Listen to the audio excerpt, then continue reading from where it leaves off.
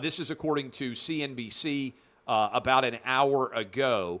ESPN held talks with the NBA and the NFL in search for strategic partner, sources say.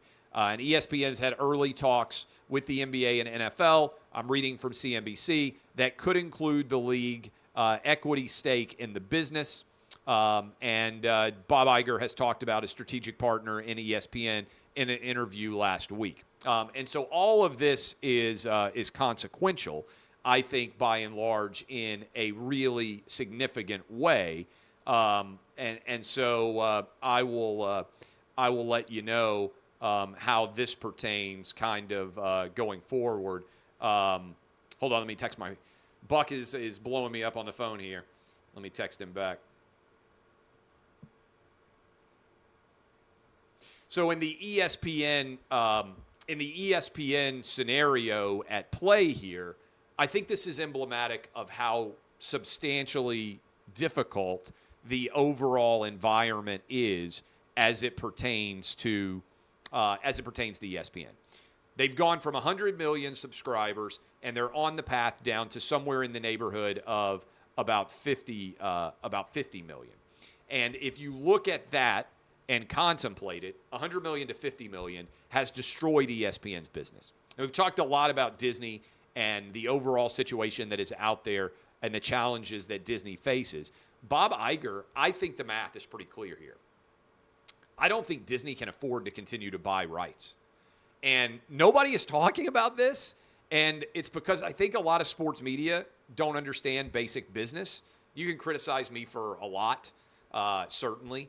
I understand business way better than most people who do content on a day-to-day basis. And so Disney, through ESPN, has been using all the money that they got from cable and satellite subscriptions to be able to pay the NFL, the NBA, Major League Baseball, the SEC. Every game that you watch on ESPN is basically rented by ESPN from the sports leagues themselves. So ESPN is the middleman. They are paying billions of dollars a year in sports rights for the right to, for instance, put on the NBA Finals or the NBA playoffs or the college football playoff. All of these different relationships are the ESPN is the middleman.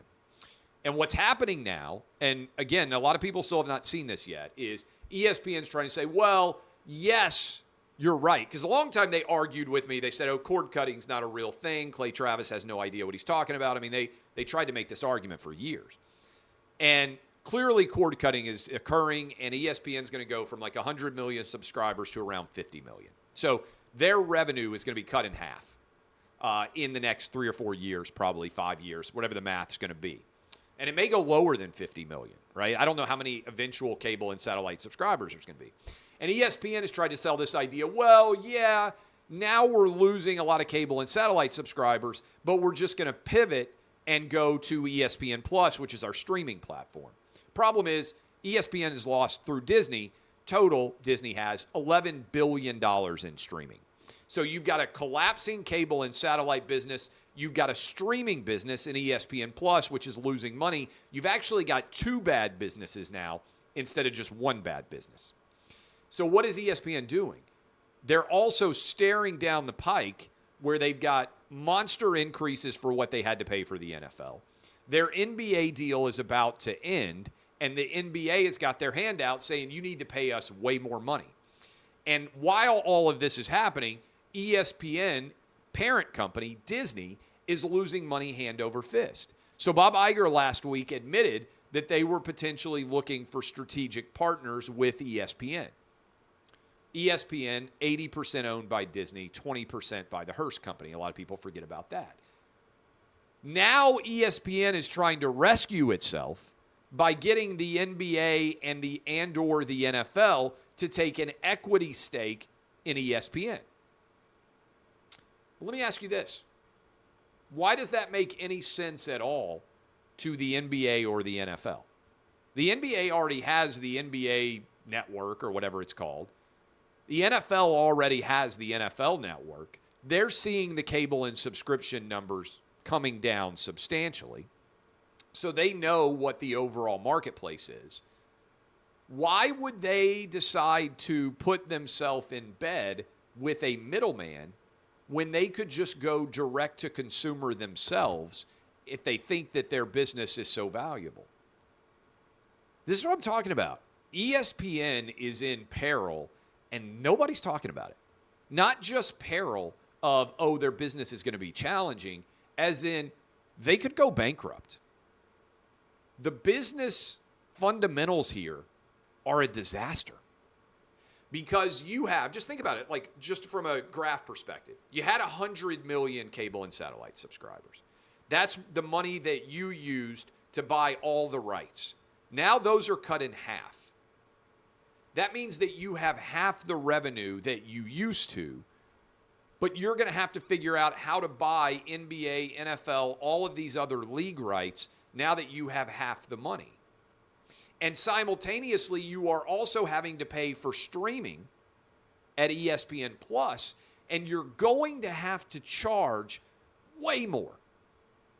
You and me and every sports fan has been getting subsidized by lots of people who never watch ESPN. The vast majority of cable and satellite consumers don't watch ESPN on a daily basis, but they all paid for it. That free ride is ending. So now everybody is going to have to pay for what they actually watch. A standalone ESPN channel would cost each of us probably $25 or $30 a month if ESPN were going to make any money off of it. Who's going to pay that? How many of you out there right now would pay $350 or $400 to ESPN? There's actually an interesting test. Do you know how many people subscribe to the NFL Sunday Ticket? About 2 million. The NFL, most desired programming in the entire nation, most successful pro sports league, NFL Sunday Ticket gives you every game out of market. So I live in Nashville, I get to watch the Titans for free on regular television. Every other game, basically, I would get on the NFL Sunday Ticket. Only 2 million people pay. NFL Sunday Ticket costs, $250, $300, whatever it is. ESPN's in trouble. The free ride is over. Their business is collapsing. Why do the NFL and the NBA need a middleman? If I'm Roger Goodell or if I'm Adam Silver, I'm nervous about my revenue going forward, particularly if I'm Adam Silver. Doing a strategic partnership with ESPN actually feels desperate because it would suggest that neither of these leagues feels like they can monetize their consumers directly. Why do you need ESPN? Remember, the only reason ESPN exists is because it's a middleman. The NFL does their games. They sell them to ESPN, and then ESPN marks up the price to make more money by taking those games to you and me. Why does that middleman markup make sense? Why does the ESPN business model make sense at all? The NFL and the NBA, if they thought they could go direct to consumer, could cut ESPN out and put all of that money into their pocket themselves. The only reason that either of those leagues would do a partnership with ESPN is because they're actually starting to panic and recognize that the number of people that are willing to pay for their product is actually not enough to support the underlying economics of their product. That is potentially a monster issue for the NBA, Major League Baseball, NHL, to a lesser extent the NFL, because the NFL, by and large, other than Amazon games, still puts most of their games on traditional television. But this is a pretty strong sign that Disney is desperate to try to figure out a profitable path forward for ESPN, and there might not be one at all. ESPN is effectively trying to sell itself to the NFL and the NBA. Disney's trying to get out of what is a rapidly collapsing business before the value to ESPN goes even lower.